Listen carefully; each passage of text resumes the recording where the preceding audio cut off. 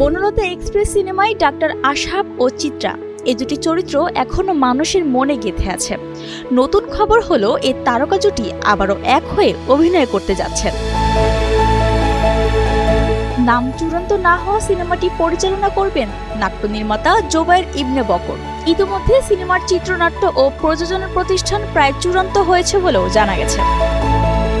তাহলে কবে শুরু হবে সিনেমার কাজ, সেই সাথে সিনেমায় আরও কে কে থাকছেন, এসব বিষয়ে এখনো কোনো আনুষ্ঠানিক ঘোষণা আসেনি।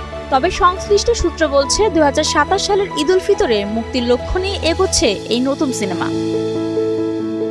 এক্সট্রিম মশার কয়েল প্ল্যান্ট ফাইবার দিয়ে তৈরি, তাই সহজে ভাঙে না, সুগন্ধিযুক্ত ও নিরবিচ্ছিন্নভাবে জ্বলে। ডেঙ্গু, চিকুনগুনিয়া বাহি সহ যে কোনো মশার বিরুদ্ধে দেয় এক্সট্রিম সুরক্ষা। যদিও পরিচালক জোবায়ের ইবনে বকর এবং শরীফুল রাজ দুজনেই জানিয়েছেন সবকিছু এখনও প্রাথমিক পর্যায়ে রয়েছে, চূড়ান্ত সিদ্ধান্ত এলেই আনুষ্ঠানিকভাবে জানানো হবে। এখন দেখার বিষয় বনলতা এক্সপ্রেসের পর সাবিলা রাজ জুটি আবারও দর্শকদের ঠিক কতটা মুগ্ধ করতে পারেন। বৃষ্টি রানী দাস, কালের কণ্ঠ।